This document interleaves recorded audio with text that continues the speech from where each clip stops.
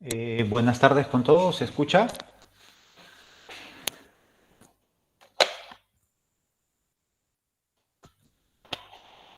Buenas tardes, profesor. Sí se lo escucha bien.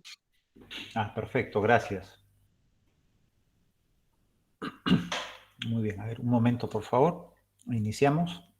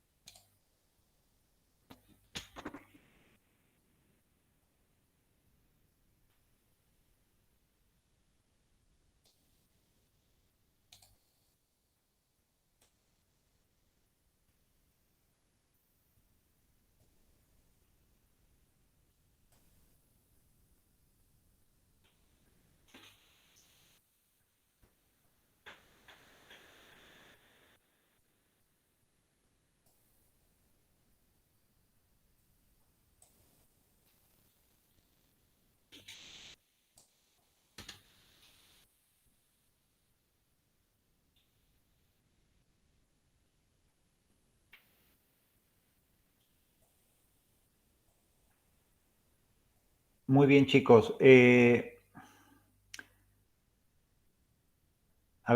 Todavía no estoy presentando diapositivas, ¿eh? En un momento las presento, básicamente para recordar lo que hablamos la sesión anterior, ¿sí? La sesión anterior estuvimos hablando sobre la alianza terapéutica, ¿no? Y habíamos dicho que la relación terapéutica eh, es un aspecto, una parte sumamente importante. Y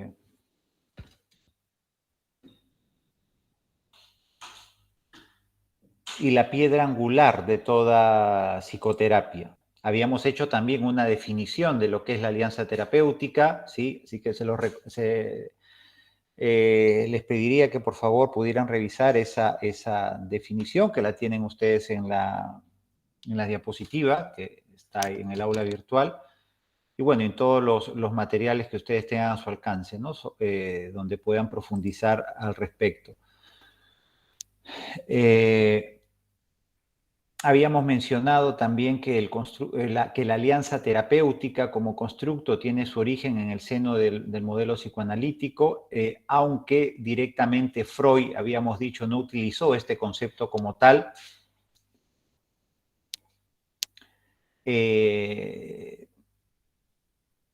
Sin embargo, ¿no? Nos dice que es muy importante, ¿no? Adherir al paciente al tratamiento y al analista, ¿no? Y esto desde la perspectiva freudiana, psicoanalítica, estaríamos considerándolo como el primer objetivo de la intervención, como el primer objetivo de la intervención. La adherencia del paciente al tratamiento y a la figura del terapeuta o al analista. Sí, este es un aspecto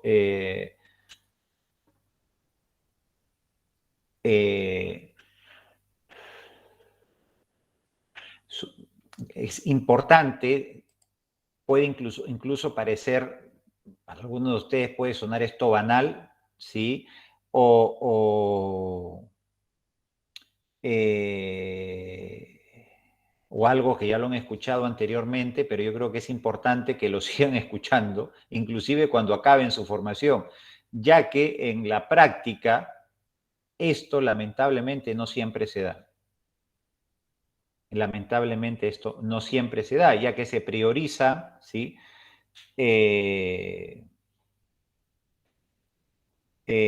Otro tipo de intervenciones, ¿no? Intervenciones que van más centradas a la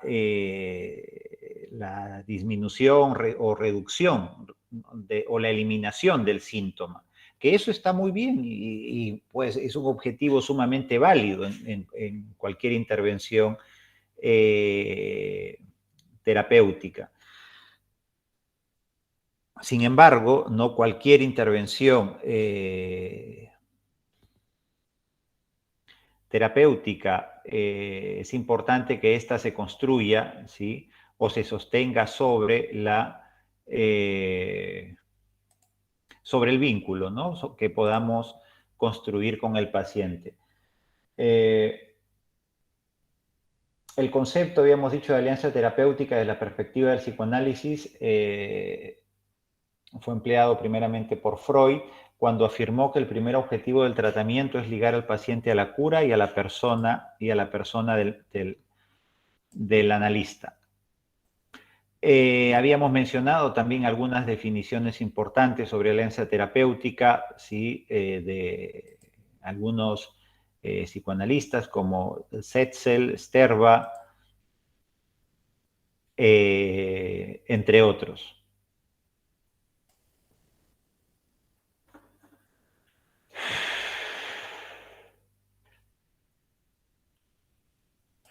Otro aspecto importante en relación a la alianza terapéutica nos la dice Sandler, ¿sí? Al considerar que la alianza terapéutica se basa en el deseo consciente o inconsciente del paciente de cooperar y en su disposición a aceptar la ayuda del terapeuta para superar sus dificultades internas. ¿Sí? Yo creo que en estos momentos, independientemente del enfoque psicoterapéutico, ¿no? Sobre el cual ustedes sientan mayor afinidad o familiaridad, no podemos negar, ¿sí? La importancia de la transferencia y la contratransferencia en toda relación terapéutica, bueno, en toda relación humana, pero en este caso vamos a centrarla, ¿verdad?, en la relación terapéutica. Y cuando hablamos de transferencia, de contratransferencia, estamos hablando, ¿sí? Entre otras cosas, también de lo consciente y de lo inconsciente. Y este es otro aspecto importante a tener en consideración, ¿no?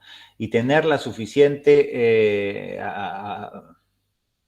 sensibilidad, visión, ¿sí?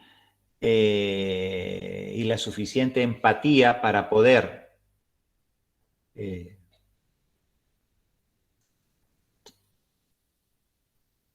notar, ¿sí? Todos estos aspectos que de alguna manera van a guiar nuestra intervención.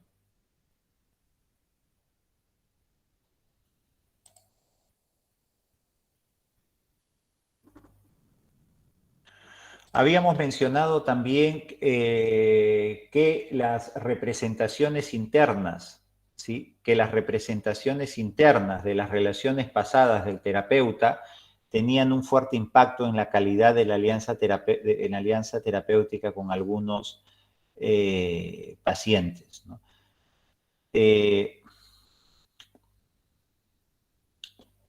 Esto también es un aspecto sumamente importante, ¿sí?, a tener en consideración. Y lo mismo, ¿no? Más de lo mismo, independientemente del enfoque sobre el cual nosotros estemos trabajando, haciendo una determinada intervención.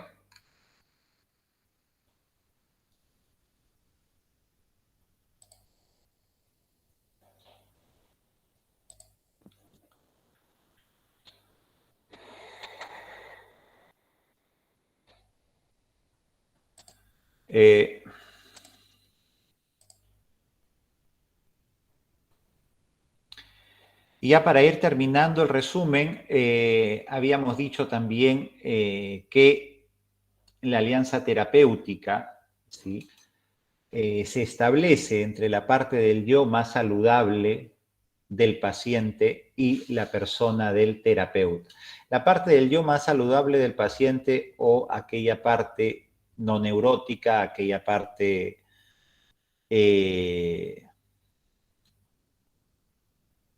no conflictiva. Bueno, y esto es todo un arte también, poder encontrar, ¿sí? Encontrar, conectar, vincularse con esa parte no neurótica del paciente, con esa parte no problemática del paciente. Bueno, para eso tenemos que trabajar, ¿sí?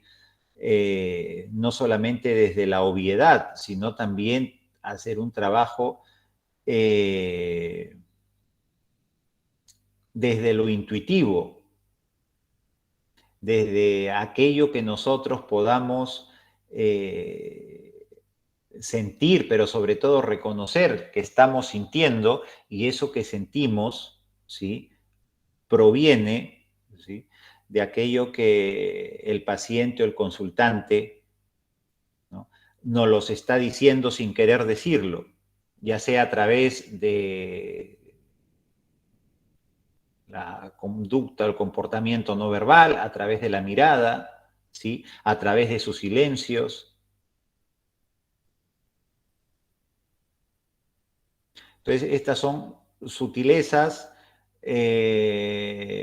o aspectos sumamente importantes, ¿no?, para ir entendiendo, pero sobre todo comprendiendo a la persona que tenemos frente a nosotros, que muchas veces, ¿sí?, puede venir, ¿no?, a contarnos aquello que le aqueja, ¿sí? Sin embargo, a un nivel inconsciente, ¿no?, lo que podríamos encontrar son otros aspectos o otras situaciones aún más relevantes que por todos estos mecanismos de defensa que algunas veces se ponen en acto y siempre a un nivel inconsciente la persona no logra reconocer, ¿verdad? Yo recuerdo el caso, así para que se entienda un poco mejor este aspecto bueno, hay muchos, pero el que me viene en estos momentos ya hace algún tiempo, una paciente que vino a trabajar la comunicación con su esposo. Y ella manifestaba que tenía una comunicación no muy fluida, ¿sí?, sino por el contrario, una comunicación muy densa, tensa, inadecuada, y algunos momentos interactuaban, ya sea de su parte como de la del marido, ¿no?, una interacción un poco hostil, ¿sí?, y algunas veces irrespetuosa de ambas partes, ¿eh? Y esto era ella algo que le estaba generando mucho malestar, ¿sí? Sin embargo, no sabía un poco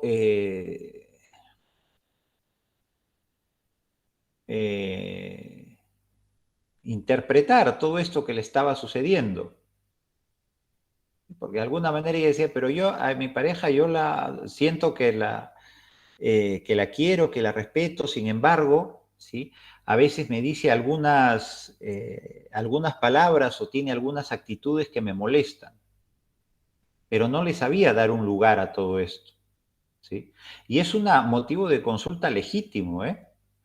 Sin embargo, en la exploración, en el trabajo, emergieron, ¿no?, otros asuntos ya que tenían que ver, ¿no?, con la historia de esta mujer, ¿no? Y en lo específico con la historia de abusos que vivió, ¿sí?, o que sufrió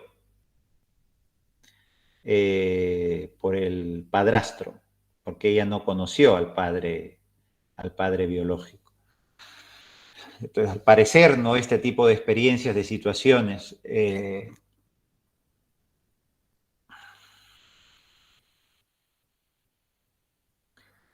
influyeron, ¿no?, o estaban influyendo, entre otras cosas, en su relación afectiva actual. Bueno, afortunadamente pudo hacer un trabajo interesante y la situación mejoró.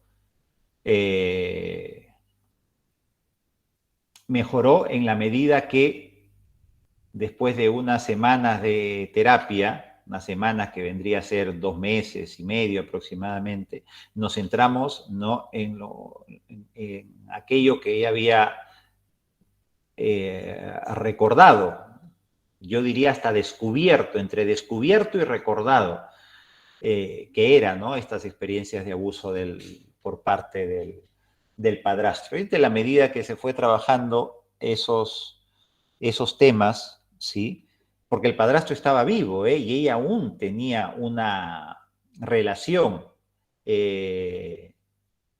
ambivalente, ¿sí? Muy ambivalente con este señor, muy similar a la que tenía con su pareja. Entonces, lo que les trato de transmitir, ¿no? Son estos aspectos que tienen que ver con lo consciente, con lo inconsciente, ¿no? Con vincularse también con esa parte no neurótica de la persona, ¿no? Ya que justamente el ir al encuentro de esa parte o ayudar a la persona que descubra esa parte, ¿no? Nos da esa posibilidad de que la persona pueda, ¿no? Interesarse por la terapia y por sus asuntos, ¿no? Y poder, metafóricamente hablando, ¿no? Encender, ¿no? Esa luz verde para que nos deje acceder o pasar, ¿no? A su vida, ¿sí? A su mundo interno. Entonces, como vemos, es sumamente importante, ¿no? La construcción de la alianza terapéutica.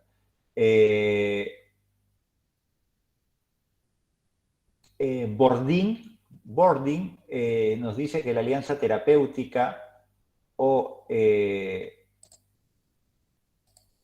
a ver, esta parte me parece que no la vimos.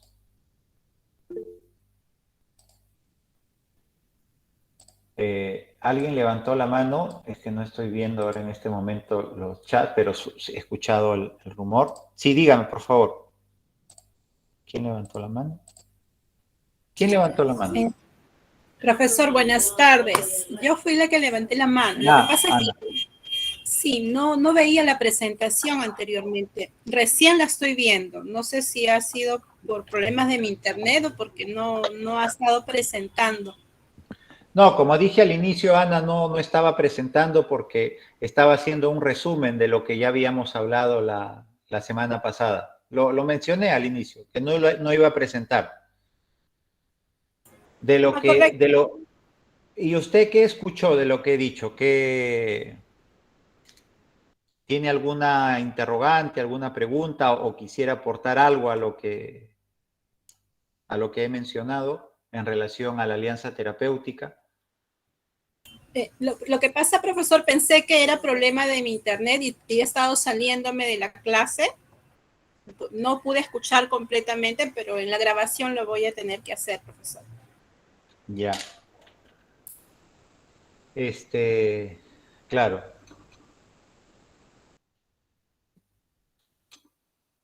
Muy bien. ¿Alguna pregunta o alguien que quiera hacer algún comentario de los presentes?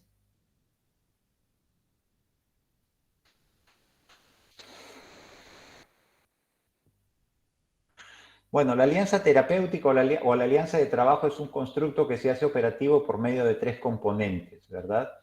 Acuerdo entre paciente y terapeuta respecto a los objetivos de la psicoterapia.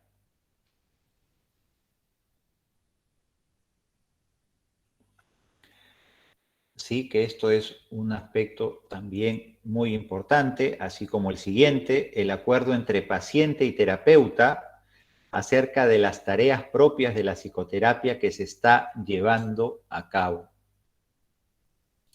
También es verdad que hay algunos enfoques que no dejan tarea para la casa, pero bueno, en líneas generales, ¿verdad? Mónica, buenas noches. Buenas noches, profe, gusto saludarlo. Tenía una Igualmente. pregunta. Digamos que nosotros, o sea, siempre he escuchado que uno tiene que explicarle al paciente los objetivos ¿no? del tratamiento, pero ¿qué pasa si el paciente no está de acuerdo con los objetivos? ¿Cómo llegamos a transar o cedemos o no cedemos o cambiamos? ¿Qué pasa en ese caso, profe?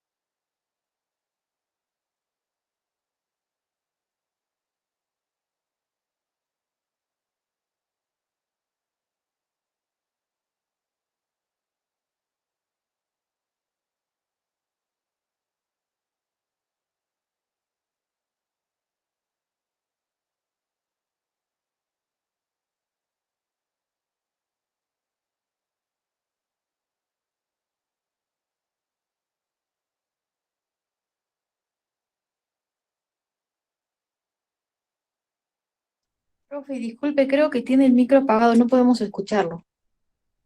Ay, Dios mío, perdóname, Mónica, que Justo cuando dice la pregunta.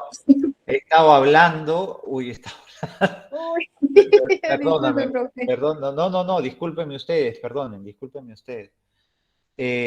Bueno, en relación a tu pregunta, lo que estaba diciendo es que, primeramente, que tu pregunta es muy buena, porque estas cosas pueden pasar.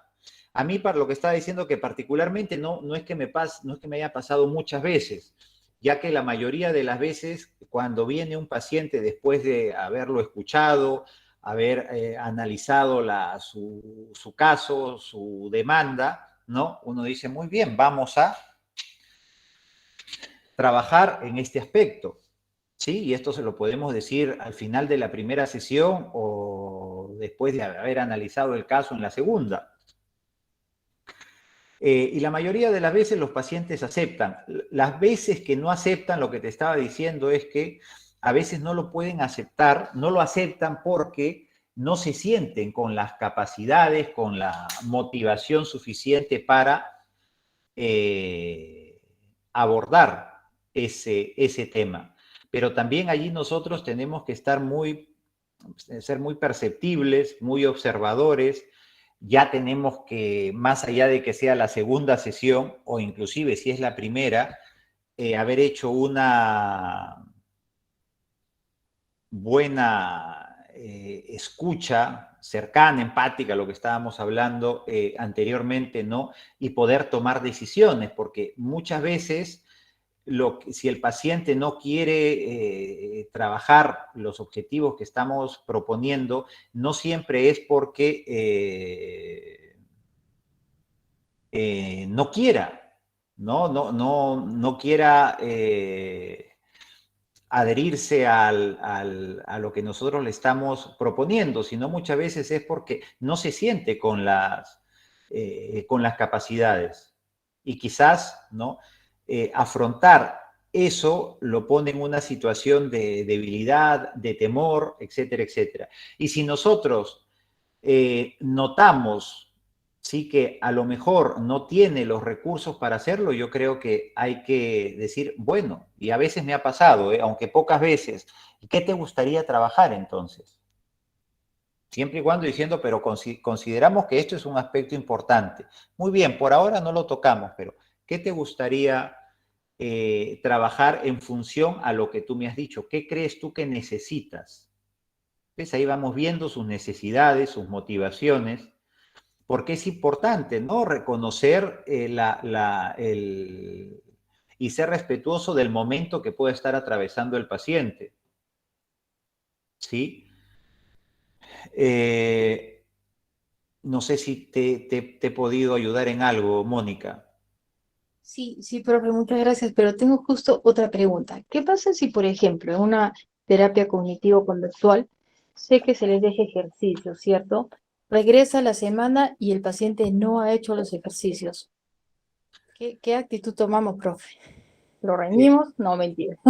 ¿Qué actitud no, tomamos? no, es que esto depende del estilo de cada uno, ¿no? Hay terapeutas que pueden reñir, pero son muy simpáticos al hacerlo, ¿no? Y confrontan al paciente, ¿no? ¿Por qué no ha cumplido?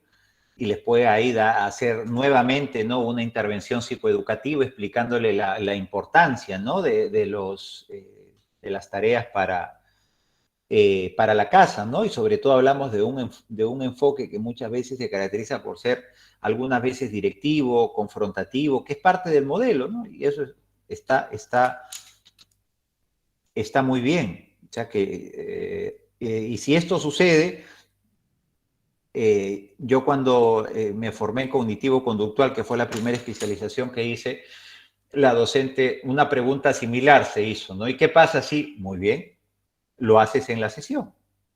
Esa sesión se dedica a unos minutos que la persona lo haga. A lo mejor no la hizo porque no le quedó muy claro las instrucciones o la consigna. O a lo mejor porque no está lo suficientemente motivado, ¿sí?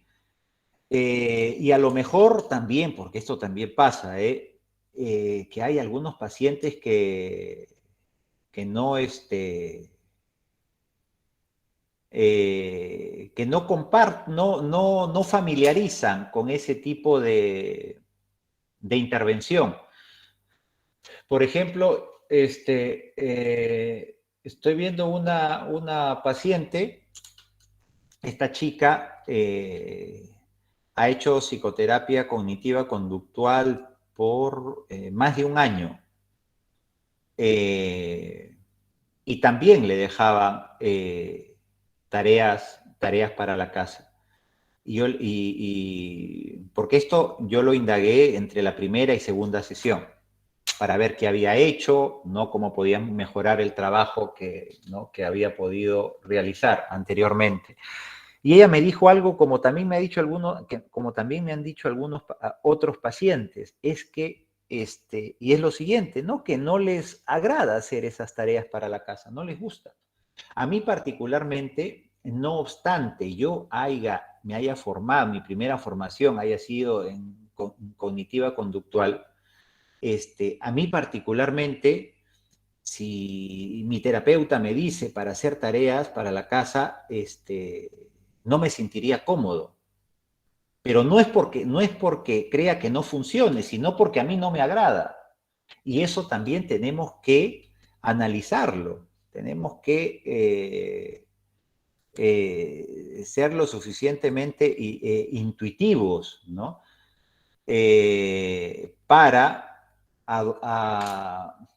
Esto se llama el tailoring, ¿no? Para construir, ¿no? la intervención que se adapte al paciente. Es verdad que un terapeuta cognitiva o cognitivo-conductual al 100%, esto que estoy diciendo no lo va a aceptar, pero yo comento lo que observo y escucho, ¿no? en la realidad del consultorio, y ya desde hace varios años, ¿verdad? Lo mismo pasa con aquellas intervenciones de corte psicoanalítico. Hay personas que les puede ser de gran utilidad ese tipo de abordaje, de intervención. Sin embargo, hay otras que no van a vincularse o adherirse, ¿no? a ese tipo de tratamiento. Y si hablamos en términos generales, no todas las personas se adhieren a una psicoterapia o sacan provecho de la misma, no todas. Hay un programa, ¿no? Búsquenlo por ahí, muy bueno, ¿cómo se llama este peruano, caramba, que ha fallecido, que hacía entrevistas? Se me ha ido la mente. Uno delgadito, Marco Aurelio de Negri, le hizo una entrevista a un gran psicólogo peruano, Ramón León Donaire. A Ramón León Donaire. Y le hizo esta pregunta, ¿no?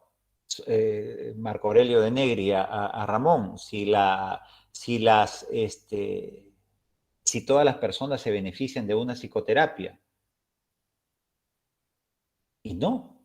Y aquí hablo en términos generales, ¿eh? Hablo en términos generales. Mónica, no sé si te he respondido en algo tu pregunta. Perfecto, profe, sí. Muchas gracias.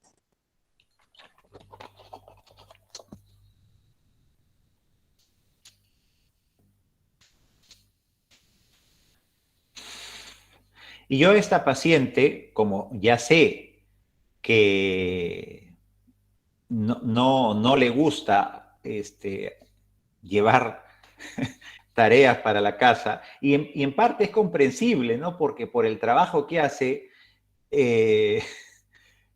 va muy ocupada. Esto no quiere decir, ¿no? Desde mi vena de cognitivo-conductual, bueno, tengo varias venas, pero una de ellas es esa, le dejo otro tipo de tareas, ¿no? Como preguntas para que reflexione. Preguntas que han surgido en la consulta o que ella al hablar, ¿no? Estaba construyendo una pregunta sumamente importante, pero no era del todo consciente, bueno, yo se la devuelvo, ¿sí? Para que durante la semana pueda reflexionar y pensar al respecto. Cosas así.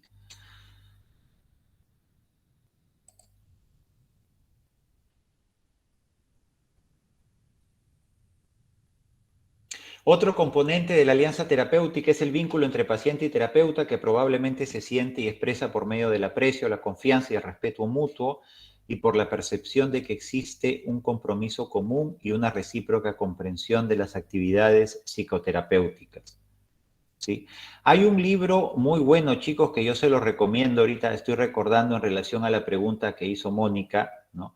Y tiene que ver con estar muy atentos, ¿no? A los momentos, a la situación en la cual se encuentra el, el paciente, porque en función a ese momento, nosotros tenemos que diseñar una determinada, nuestra intervención, ¿sí? Y este libro es, seguro ustedes ya lo deben haber escuchado, es la entrevista motivacional de Miller y Rolnick. Entrevista motivacional de Miller y Rolnick. Y ahí explica, ¿no? La, la importancia, ¿no? El rol motivador del terapeuta cuando está con un paciente. Pero para poder motivar al paciente, ayudarlo a que éste encuentre su necesidad real, ¿sí? Es muy importante entender y comprender el momento, la situación en la cual éste se encuentra. Un poco lo que decíamos anteriormente a propósito de la alianza, ¿no? Encontrar, no solamente identificar su parte neurótica o psicopatológica, sino también, ¿sí? Esa otra parte que tiene que ver con sus recursos y a partir de allí poder construir de una manera gradual la intervención. Y es un libro principalmente que le va a dar luces al momento de tener frente a un paciente o a pacientes drogodependientes o toxicómanos o alcohólicos, ¿sí? Porque es muy importante, ¿no? Cuando uno está con este tipo de pacientes, identificar en qué momento de su adicción se encuentra. Para en función a eso, ¿no? Saber, ¿no? ¿Qué nos puede dar? Y en función a eso, de qué nos puede dar, yo voy a transformarlo en una intervención. Sí, es un libro muy bonito, se los recomiendo.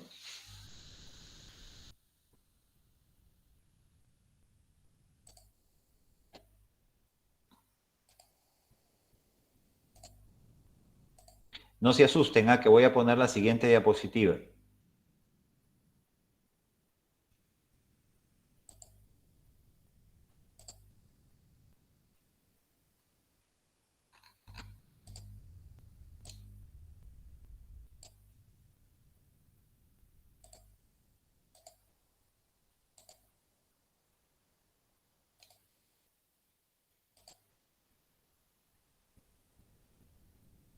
Muy bien.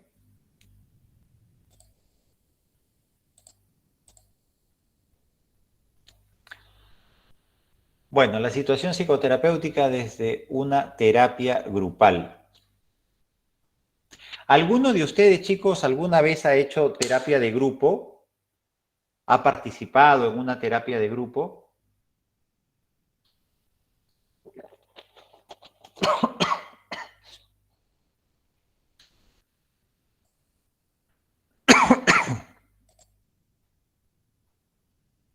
No, ¿eh?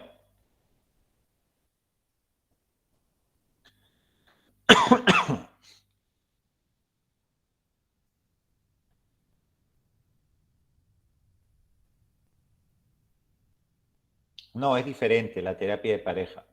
Pero bueno, ya es algo, María. El grupo, como vemos aquí, y la situación terapéutica se estructuran para que sea una situación de protección y seguridad, donde aprender y reaprender tanto de las experiencias personales de cambio y satisfacción de las necesidades como de las experiencias de los otros. En el grupo no solamente uno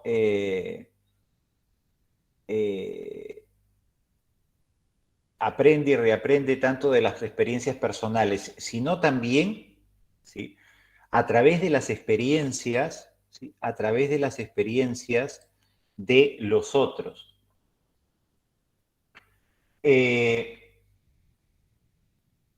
¿Quién habla? Bueno, yo he hecho terapia de grupo desde hace ya como 20 años, 20 años. No hablo de terapia individual, sino de grupo. Por supuesto que también individual, pero en grupo desde hace 20, 21 años, ¿no? Con pacientes toxicómanos, drogodependientes, alcohólicos, principalmente, ¿no? Y algún tiempo, aunque con mucho menos años, con pacientes psicóticos y con pacientes con trastorno límite de personalidad. Pero refiriéndonos a la terapia de grupo en adicciones, ¿no?, les podría decir que es el tratamiento más frecuente, ¿sí? El tratamiento más frecuente en esta población. Y yo diría que es una herramienta terapéutica sumamente potente para intervenir en adicciones. La terapia de grupo es una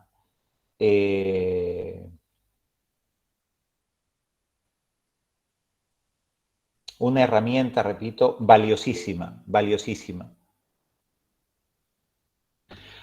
Y se suele emplearse dentro de un enfoque multidisciplinar, ¿sí? Es decir, siempre refiriéndome al tratamiento de las adicciones, ya que es con lo que cuento más experiencia en lo que es terapia de grupo, ¿no? Entonces, al decirles que se emplea dentro de un enfoque multidisciplinar, me refiero pues que, ¿no?, en el tratamiento de las adicciones, el paciente adicto se beneficia no solamente de una intervención terapéutico grupal, sino también de una intervención individual, de una intervención sistémico-familiar, de una intervención psicofarmacológica, si la persona lo requiere. ¿Alguien levantó la mano? Sí, yo, profesor, buenas noches. ¿Qué herramientas te da una terapia grupal que no te da una terapia individual? O sea, como psicólogo, ¿qué herramientas, qué recursos te da en comparación a una terapia individual? ¿Qué recursos? ¿Qué recursos te da la terapia individual, María? ¿Crees tú? Bueno, básicamente en la terapia individual, dependiendo de cómo lo enfoques, pero bueno, conoces un poco lo vivido, el pasado, y puedes tratar de referir qué es lo que está pasando dependiendo o sea, de por qué motivo es que va, ¿no? En cambio, en una grupal hay muchas más involucradas, mucha más información, pero el tema es que en qué enriquece una grupal para enfocarse ciertamente en un solo paciente, a diferencia de la individual. O sea, ¿qué diferencia hay, no? A ver, mira, es que cuando se está haciendo terapia de grupo, tú, por ejemplo, ¿no? Tú estás haciendo una terapia de grupo, ok. Tú hablas de tus asuntos, ¿verdad? Imagínate que yo estoy dirigiendo esa terapia de grupo. tú hablas, hablamos de un grupo de 8 participantes, tú hablas de tus asuntos, de tus temas, de aquellas cosas que te aquejan. Y eso para ti, desde que lo hablas en un grupo, es porque te sientes con la confianza, sientes que el grupo te apoya, sientes que el grupo te escucha y desde allí tú haces pues ¿no? Te expresas. Que te puede ayudar a sentirte más aliviada, ¿no? Entre otras cosas, ¿sí? ¿Hasta ahí estás de acuerdo? Sí, bueno, para el paciente definitivamente sí. Claro, imaginemos que en el caso tú fueras esa paciente, La paciente, ¿verdad? ajá. Ujú. Ya, perfecto.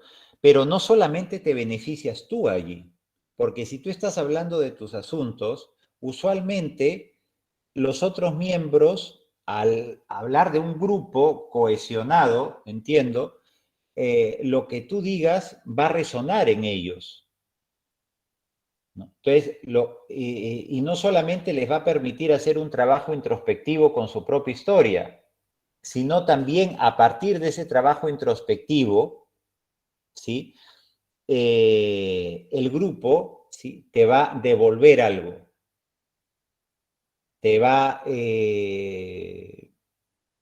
expresar su punto de vista, pero no un punto de vista como puede expresar un profesor o un docente, no, sino te va a expresar su punto de vista desde su propia historia, de cómo ellos vivieron en algún momento algo muy similar, ¿sí? A lo que tú has podido comentar. Y a la inversa, lo mismo sucede cuando alguno de ellos habla, ¿sí? Y tú te puedes ver reflejada en esa historia que se está contando. O muchas veces tú puedes estar en silencio, pero estás en el grupo, estás participando en el grupo.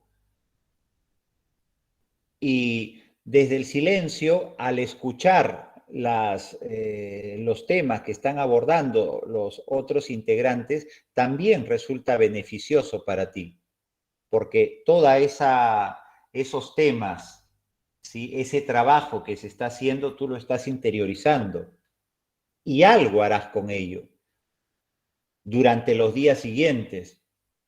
Y en algún momento, no, eso que has hecho, tú lo devuelves en el grupo. ¿Me dejo entender? En el grupo, el rol del terapeuta es principalmente de facilitador, es principalmente de facilitador, ¿eh?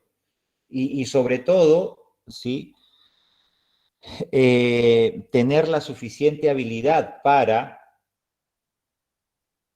construir el grupo, porque sobre todo cuando por primera vez se juntan 8 o 10 personas, aún ahí no estamos hablando de grupo, ¿eh? Hay que, eh, hay que trabajarlo, ¿sí? Para que esto se dé. No sé si te he podido responder, María, a tu Sí, interrogante. digamos que la herramienta grupal ayuda al profesional también a enfocar un poco la problemática a nivel individual, porque entiendo yo que cuando hay una terapia de tipo grupal, también se trabaja de manera individual con cada uno, en algún momento, o no Ah, necesariamente. no, claro, como decía antes, ¿no? La intervención terapéutica en grupo es una modalidad de tratamiento que suele emplearse, ¿no? Dentro de un enfoque multidisciplinar. Es decir, puedes hacer también terapia individual. Paralelamente, esa persona, si lo necesita, puede estar llevando un tratamiento psicofarmacológico. Paralelamente, esa persona que ha formado que está en el grupo, en otro momento puede hacer una intervención con su familia y con otras familias que ya vendrían a ser grupos mixtos. Sí, por supuesto. ¿A eso te refieres? Sí, a eso me refería, ¿no? Que entiendo yo que es más enriquecedor también para el profesional porque te ayuda un poco a, como usted dice, ¿no? Las personas que están ahí quizás cuentan sus experiencias y se sienten que están en la condición de poder contar abiertamente las cosas porque todas las personas también lo pueden haber vivido, ¿no? Entonces eso para el profesional es mucho más fácil que en una terapia individual donde quizás, cuando son en el caso de adolescentes, por ejemplo, ¿no?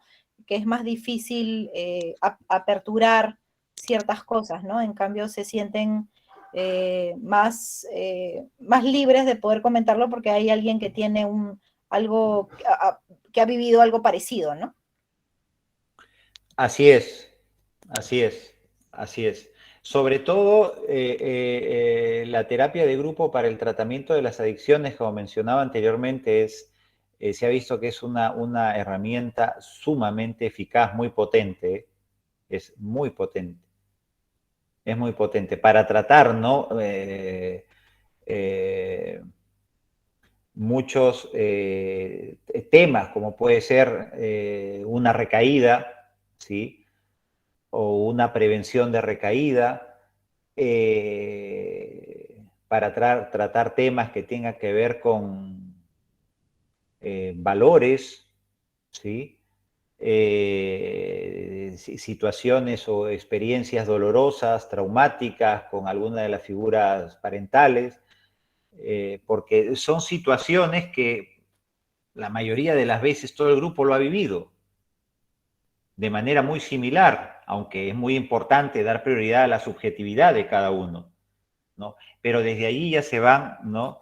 Desarrollando una serie de interacciones que todos los que participan en el grupo se benefician. Obviamente si están, ¿no? Motivados, ¿no? Y trabajando, ¿no? Pero para esto, repito, la persona, el terapeuta o los terapeutas, si fueran dos, tienen que construir ese ambiente de trabajo. Es como el fútbol, ¿verdad? Antes de Gareca, la selección de Perú era una pandilla, no era un equipo, ¿verdad? Y cuando ya se siente en un equipo, obviamente que uno puede, ¿no? Confiar, ¿sí? Y no solamente confiar, ¿no? O que entre ellos confíen, sino también poder proponer retos, objetivos y todos, ¿no? Remar en una sola dirección. ¿Alguien levantó la mano? Me parece, escuché. ¿Hay alguien que quiere decir algo? Maribel pregunta si todos deben recibir terapia grupal. ¿A todos a qué te refieres, Maribel?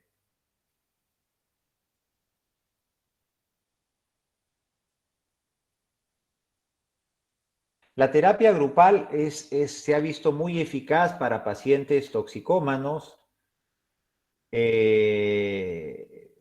pacientes con trastorno límite de personalidad,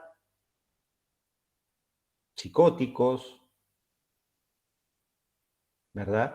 Yo particularmente considero que es útil para todas las personas, también para los neuróticos, como podemos ser muchos de nosotros, ¿sí?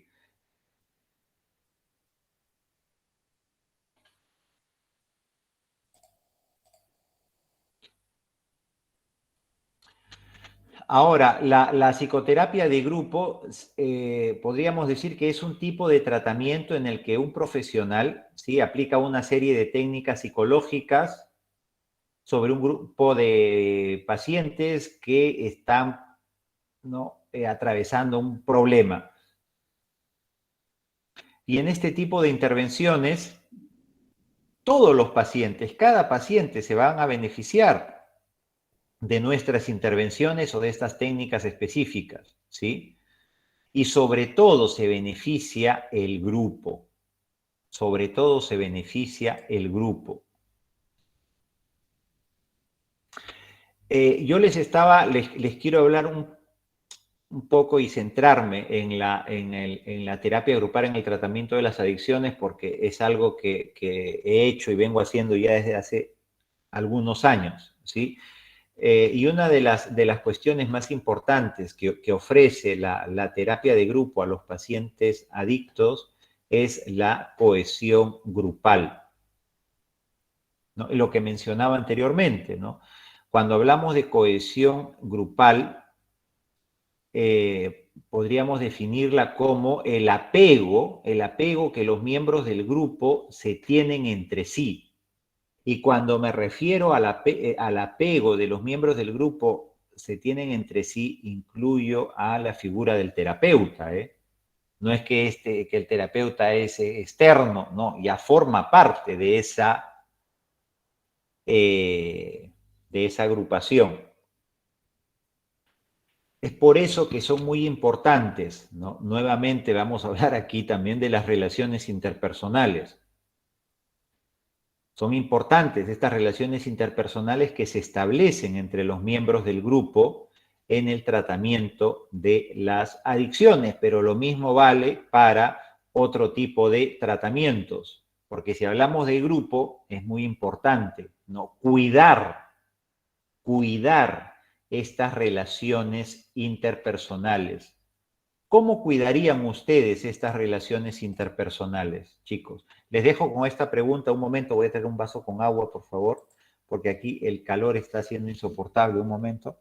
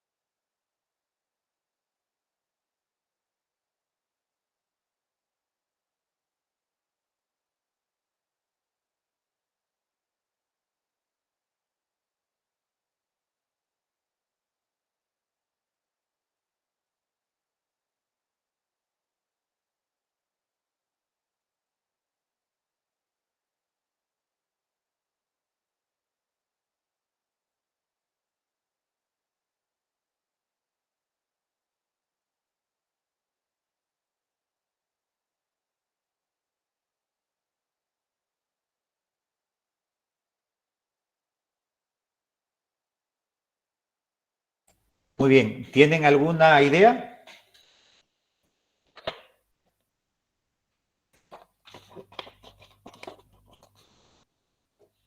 Ah, excelente, Mónica. Dice, puede ser a través de normas como la confidencialidad. Ya, muy bien.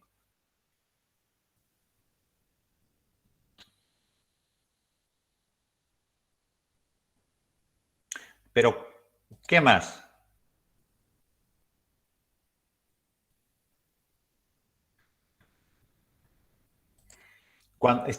Si estamos hablando, ¿sí? Para que no sea muy general la cosa, estamos hablando de relaciones interpersonales entre los miembros de un grupo de personas, ¿sí?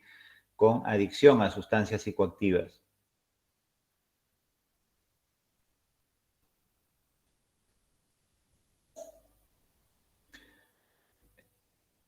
Ya, claro, este es un objetivo importante, ¿no? Lo del el respeto y empatizar. El respeto es muy importante. Y en relación al respeto es muy importante que queden claro algunas reglas, ¿sí? Que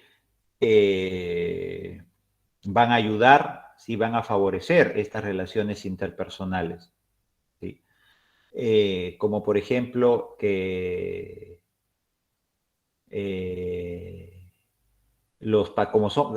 hablamos de grupos mixtos, hombres y mujeres, entonces es muy importante que no se formen, ¿no? Situaciones en las cuales estos chicos puedan establecer relaciones sexuales, o sea, no sexo, no consumo de sustancias psicoactivas.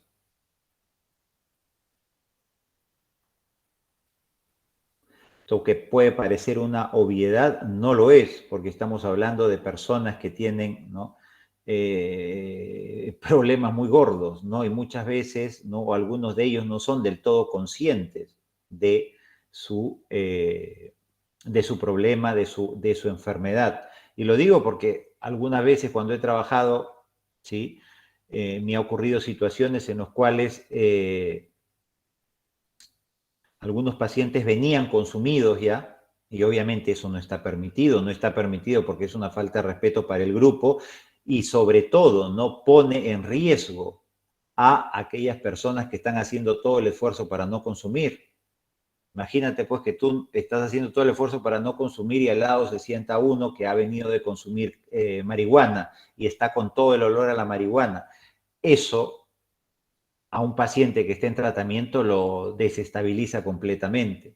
Entonces hay una serie de reglas, ¿no?, y normas que ayudan, ¿no?, a esta, ¿no?, a que se pueda, ¿no?, construir, ¿sí?, un grupo lo suficientemente cohesionado donde las relaciones, ¿no?, las relaciones interpersonales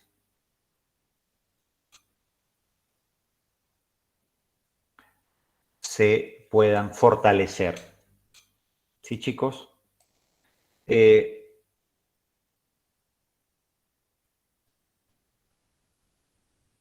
A ver, María pregunta, tengo una duda en la terapia de grupo, ¿los pacientes que lo conforman tienen diferente diagnóstico o todo el grupo comparte el mismo diagnóstico? ¿Te refieres, María, a terapia de grupo para pacientes toxicómanos?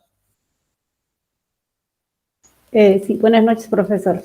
Muy aparte de esos pacientes, podemos también ver en terapia de grupo de repente de ansiedad, ¿no? Yo sé que tienen diferente etiología todos con diagnósticos de ansiedad, pero ellos también, o sea, mi pregunta es que en este grupo donde voy a tener, ¿tienen que compartir el mismo diagnóstico, o sea, todos con ansiedad o pueden tener psicosis, otros tipos de diagnósticos?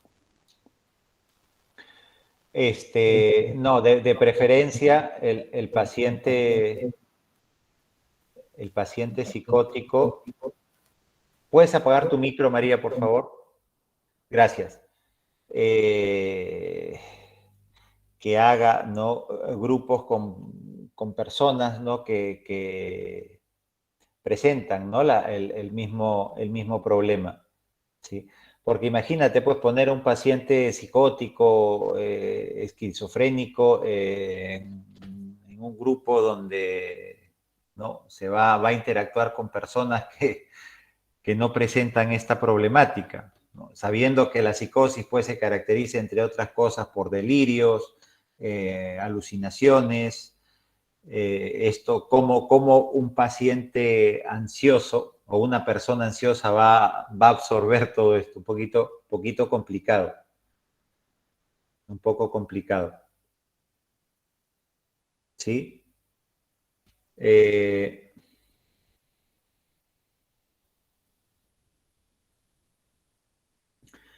A ver, María Milagros pregunta, y a veces hay situaciones donde el profesional puede perder el control de la terapia. ¿Hay mecanismos para evitarlo? Bueno, pero eso del control de la terapia se puede presentar ya sea en una intervención individual también, ¿eh? Y la manera de evitarlo es lo que ustedes ya lo conocen, ¿no? Supervisiones de casos, y se hace también supervisiones de casos que uno encuentra dentro de la intervención grupal que podamos estar haciendo. Y el otro aspecto sumamente importante es la de asistir a terapia, ¿no? Y hablar de nosotros con otro psicoterapeuta, ¿no? Es lo que te podría decir. María, ¿te referías a eso? No, creo que no. Perder el control en el sentido de que los mismos pacientes en algunos momentos, bueno, he visto, no sé, en la tele o en algún, no sé, programa que he visto, que a veces producto de las situaciones que conversan y que de repente no están de acuerdo, puedan volverse agresivos o violentos en ese momento. Entonces, no es lo mismo poder controlar una situación de manera individual que cuando es grupal, ¿no? A eso iba. O sea, nosotros como profesionales, ¿cómo es que podemos evitar o buscar herramientas o recursos necesarios para controlar este tipo de situaciones, ¿no? lo que mencionaba anteriormente, ¿no? Trabajar mucho con la cohesión del grupo. Y cuando trabajas, ¿no?, en la cohesión del grupo y se han fortalecido lo suficiente los valores y se respetan las normas, igualmente se puede dar esto que tú dices, ¿eh? No lo estoy negando, pero cuando esto se puede dar, porque a algún paciente se le puede ir la olla, sobre todo si estamos hablando de pacientes toxicómanos, el mismo grupo, los mismos integrantes del grupo equilibran esa situación y confrontan esa conducta abrupta o hostil o exagerada que pueda estar realizando algún integrante.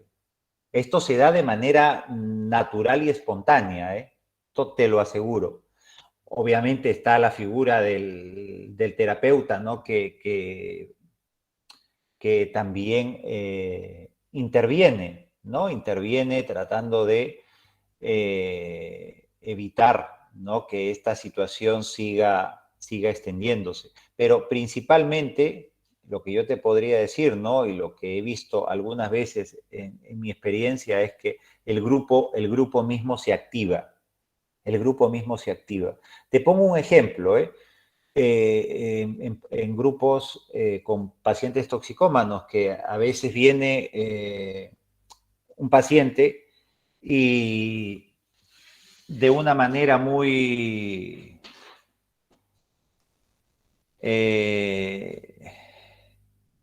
yo diría irresponsable, ¿sí? Y hasta a veces provocativa, al iniciar el grupo o durante la duración del grupo, le habla y dice que ha recaído. Pero lo dice, lo expresa de una manera muy provocativa, como que eso es algo que no tiene ninguna importancia. Y esto yo lo he visto muchas veces, ¿eh? Siempre, obviamente, cuando estamos trabajando, ¿no?, con un grupo lo suficientemente fuerte y cohesionado, que es la mayoría de las veces. Y el grupo automáticamente, ¿sí?, sin necesidad de que mi persona u otro terapeuta tenga que intervenir y hacer ver a la persona de que hay algo ahí que está sucediendo y no es nada bueno, el grupo se activa. Y muchas veces porque siempre en un grupo de pacientes hay un líder o dos, y estos son los primeros que saltan, jalando a los demás integrantes del grupo. Y obviamente desde un tono cordial, pero al mismo tiempo confrontativo, empático, ¿sí?, intervienen de una manera muy directiva, algunas veces al paciente que ha recaído y no le está dando, ¿no?, el suficiente peso, ¿no?, a esa conducta, a ese comportamiento. De la misma manera sucede, ¿no?, cuando, como tú has preguntado, alguien pierde el control, ¿no? Alguien pierde el control. ¿Sí, María? Sí, está bien, profesor, gracias.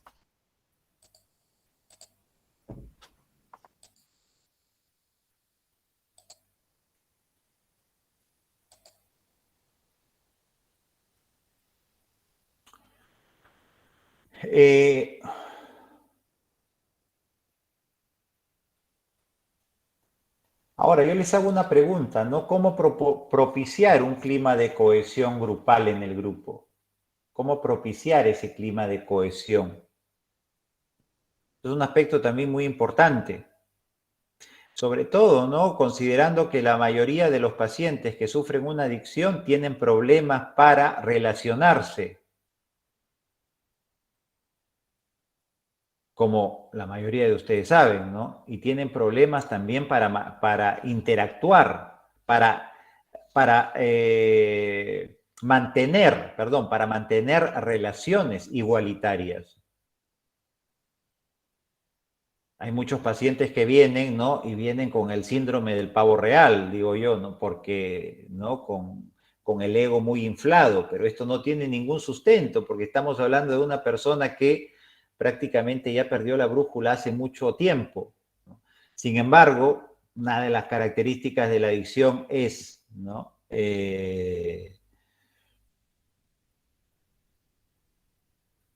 Es mostrar eso de lo que se carece. ¿Sí? Es mostrar eso de lo que se carece. Y eso también se trabaja en grupo. Eso también se trabaja, y no solamente se trabaja en grupo, también se trabaja de manera individual, pero también esas cosas no pueden propiciar, eso es lo que mencionaba su compañera, de que la persona puede perder el control en la terapia. Pero no nos olvidemos que estamos, ¿sí?, en un contexto grupal. Estamos siempre en un contexto grupal. Y en ese entorno grupal no se darán nuevas relaciones, pero son nuevas relaciones que se establecen, y esto es algo muy importante, en un entorno protector. Y esto tenemos que, ¿verdad? Esto tenemos que desarrollarlo.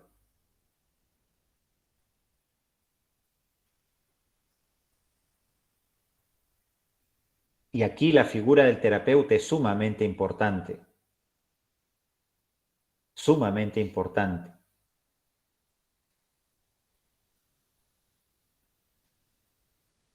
Ya que va a permitir, ¿no? O va a ayudar, ¿sí?, a que a cada paciente a mejorar, ¿sí? No solamente su autocuidado, sino también su autoestima. Y esto va a permitir, ¿no?, que el paciente en el tiempo pueda, ¿no?, tener una mayor gestión, ¿sí?, o regulación emocional.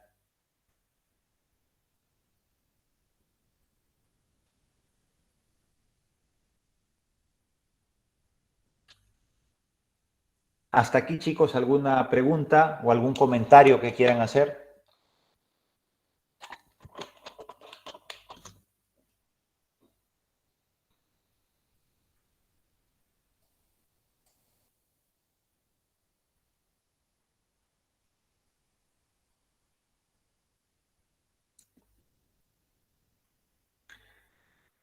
¿Hay preguntas? Profesor, buenas noches. Darlene, Sí, buenas profesor. noches. Bien. Profesor, no me quedó bien claro cuando hablamos de la terapia de grupos. ¿Hay un límite, digamos, de personas que tienen que estar? O sea, ¿hay un límite máximo o mínimo? Esa es mi pregunta. A ver, Darlene, imagínate que tú te dan has conseguido un trabajo como psicólogo clínico, como psicoterapeuta, ¿no? Y te preguntan, Darlene, ¿a cuántas personas podrías hacer terapia de grupo? ¿Qué dirías? Sin pensarlo mucho, ¿qué dirías? ¿A cuántas tú te sientes de poder, ¿no?, trabajar? ¿Con cuántas? Bueno, no tengo idea, pero podría ser un promedio de 10. Excelente. Excelente, porque usualmente es entre 8 y 10 para que lo pueda llevar un solo terapeuta. Yo siempre he tratado de trabajar con 8 pacientes, ¿no? Aunque esto también, como todo, ¿no? Esto también depende, porque a veces he hecho grupos de 6, 7 personas y sin embargo a veces sentía que necesitaba ayuda, ¿no? Porque sobre todo al inicio, ¿no? Al inicio del tratamiento. Cuando hablamos de personas que no están, ¿no?, lo suficientemente motivadas, vienen con con todo este repertorio de conductas asociadas al consumo de drogas, entonces se hace mucho más complejo,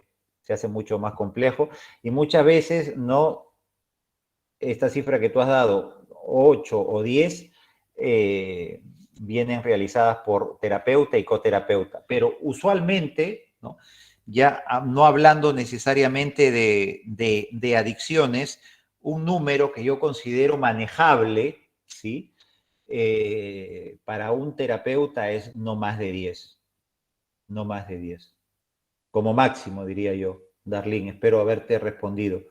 Gracias, profesor. Sí. Catherine, buenas noches. Sí, profesor, considero importante lo que se ha mencionado, ¿no?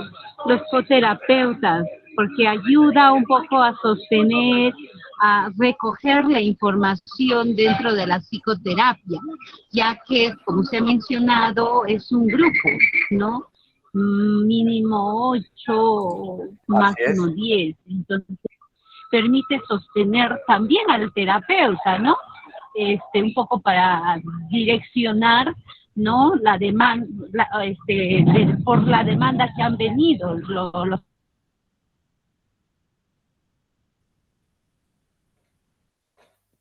Uy, no se te escucha, Catherine. pacientes o la familia, se podría decir, ¿no? Acá en nuestra serranía, en Perú, las familias son Ajá. a 10 integrantes. Claro, claro. Sí, sí, la figura del coterapeuta es sumamente importante. Sumamente importante. Gracias, Catherine, por tu intervención. Aunque en un momento de tu intervención se te fue el audio. Muy bien, vamos a...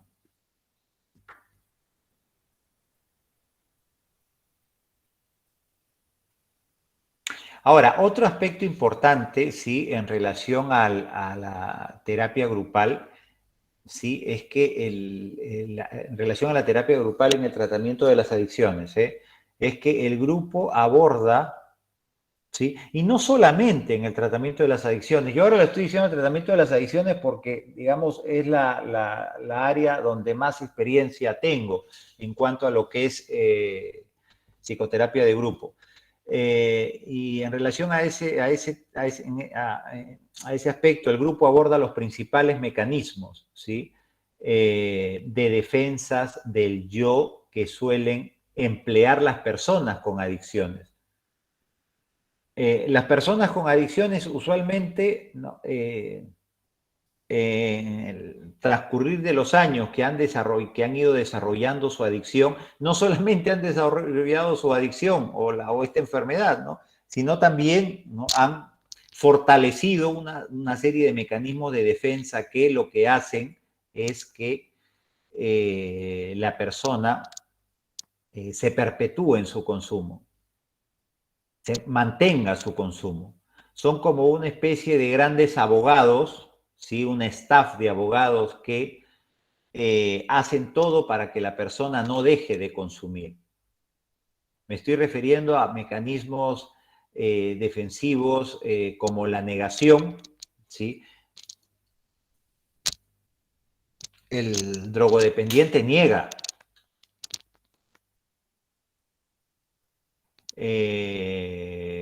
Miente, manipula, ¿sí?, racionaliza.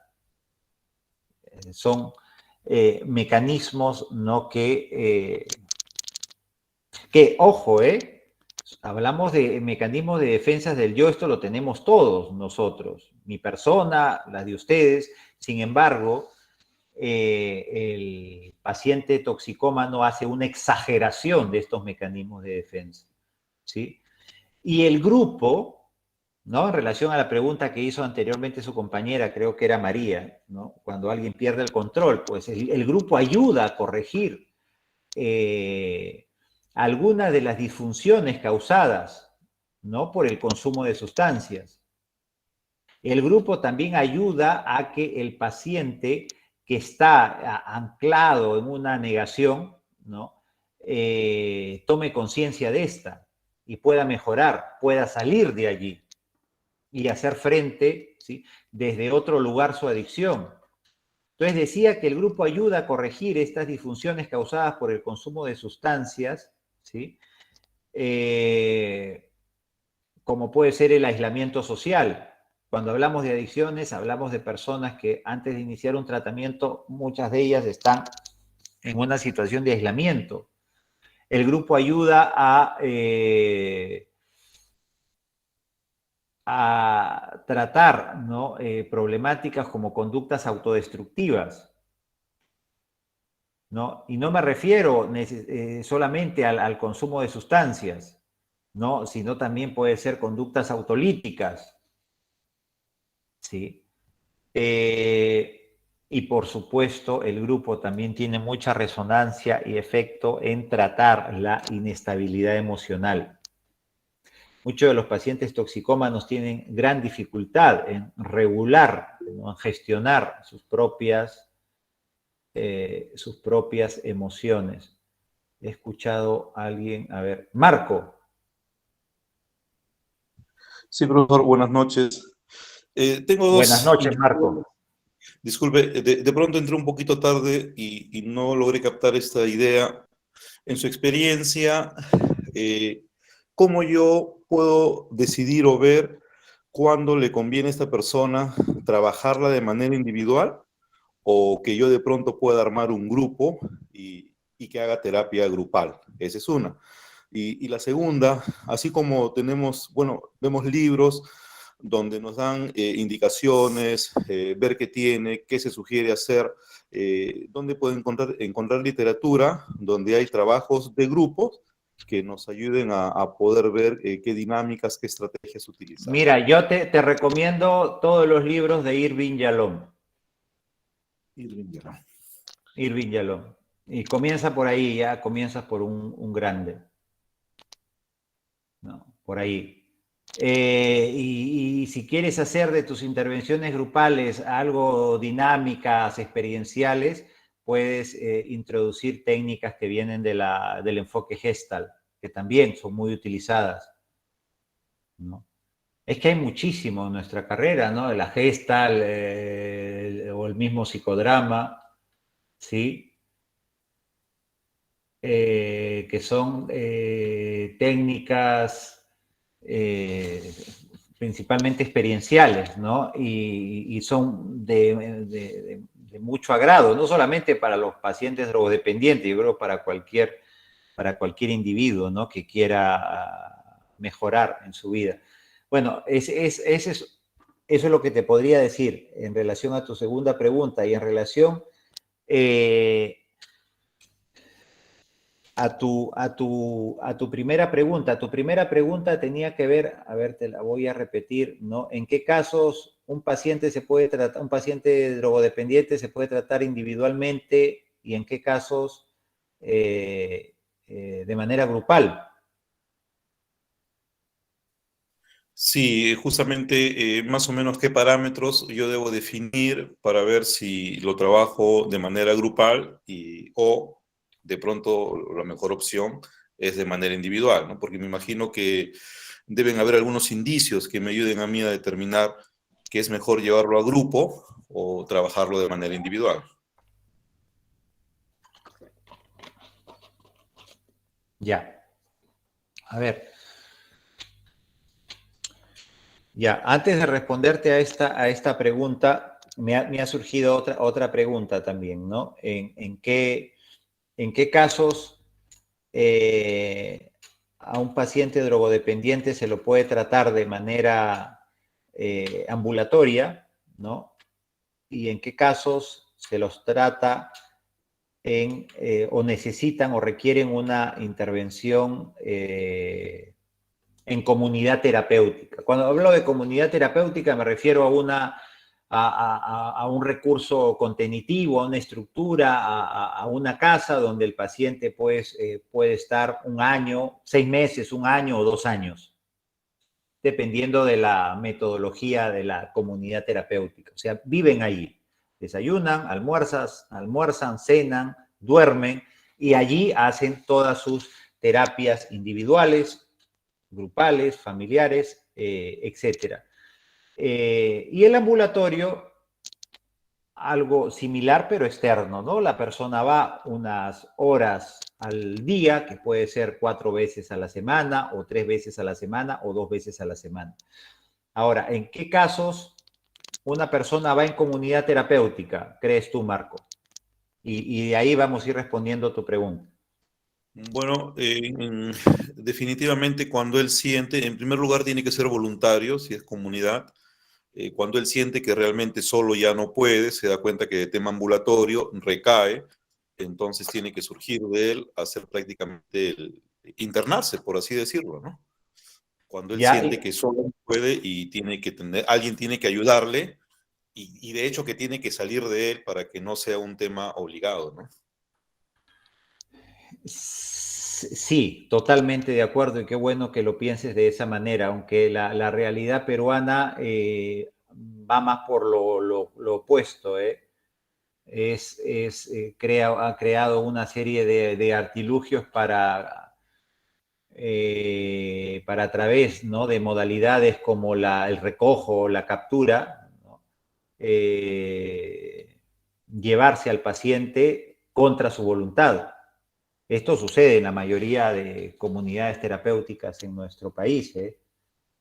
Sin embargo, lo que dices tú es lo adecuado, pero para que esto se dé es muy importante trabajar, sensibilizar, si no es al paciente porque él considera que los que están mal son los demás, comenzar con la familia, para que ésta haga los cambios necesarios y pueda, ¿no?, tener un efecto, ¿sí?, en la postura y en la decisión del paciente. Y ahí gradualmente poder trabajar todo este tema de la motivación y ahí él pueda desarrollar una demanda de ayuda.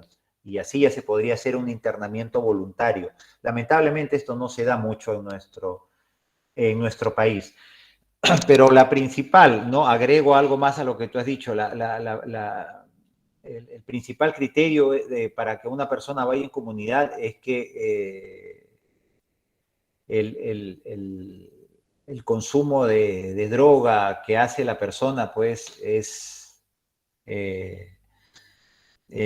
imparable, ¿no? El sujeto no puede por sus propios medios frenar el consumo. Hablamos de un consumo compulsivo, hablamos de un consumo diario, hablamos de un consumo en el cual la persona ha roto vínculos en sus diferentes áreas, como el trabajo, como en el familiar, afectivo, amical, social. Entonces hablamos de una desestructuración bastante grande, ¿no? Y no tiene los suficientes recursos para sostenerse en el día a día y poder llevar un tratamiento ambulatorio. En esos casos es evidente que vamos a situarlo en un tratamiento residencial comunitario contenitivo, que contiene, hay una estructura allí que contiene, ¿sí? Cuando, por otro lado, si vemos a un paciente, ¿no?, siempre drogodependiente, y este aún mantiene, más allá de sus dificultades o de sus problemas, un vínculo laboral y está trabajando, o más allá de su adicción,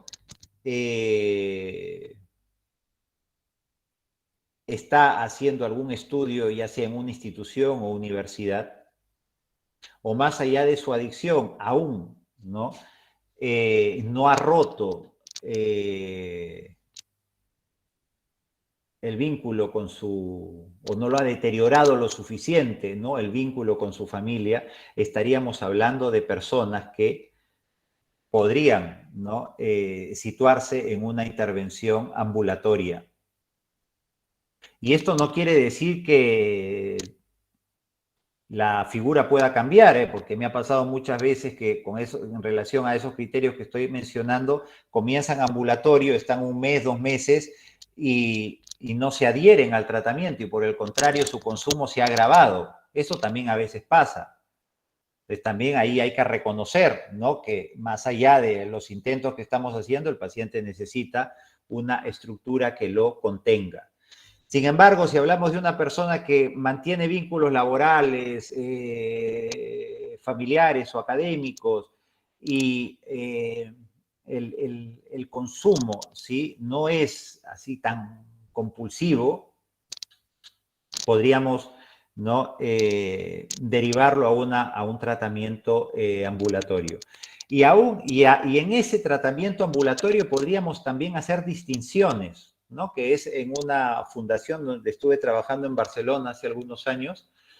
Ya nos situamos aquí en el tratamiento ambulatorio, y hablamos aquí de dos tipos de tratamiento ambulatorio. Uno para personas que tenían que venir 4 veces por semana, de lunes a jueves, ¿sí?, en la cual estaban 4 horas cada día, donde hacían terapia de grupo, 2 terapias de grupo, cada una era una intervención psicoeducativa y la segunda era una intervención más terapéutica, introspectiva.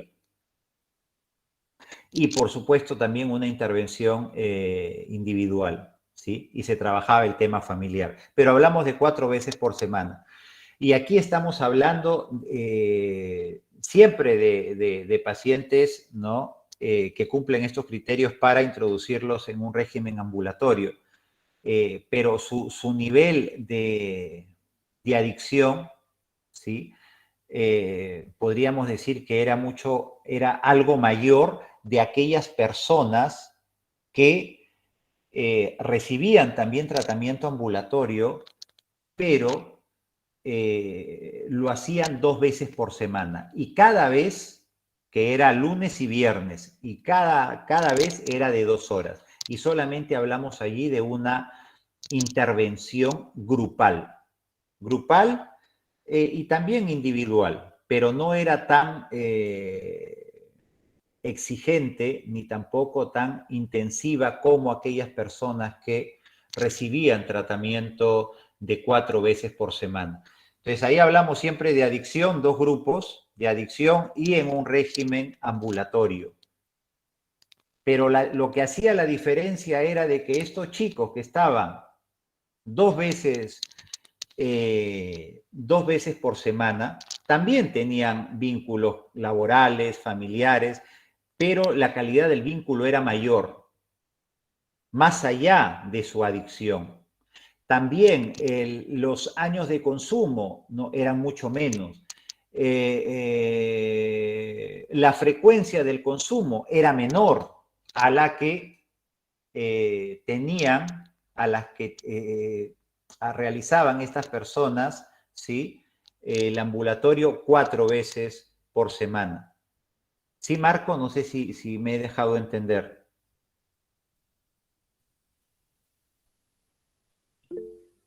Sí, perdón, se me levantó la mano. Sí, profesor, sí, ¿Sí? lo entendí.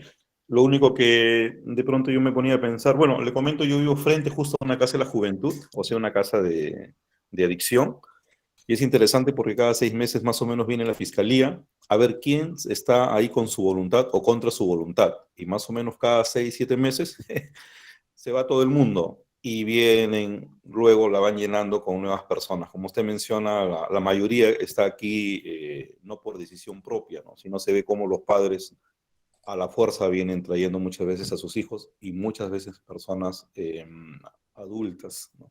Gracias por la información.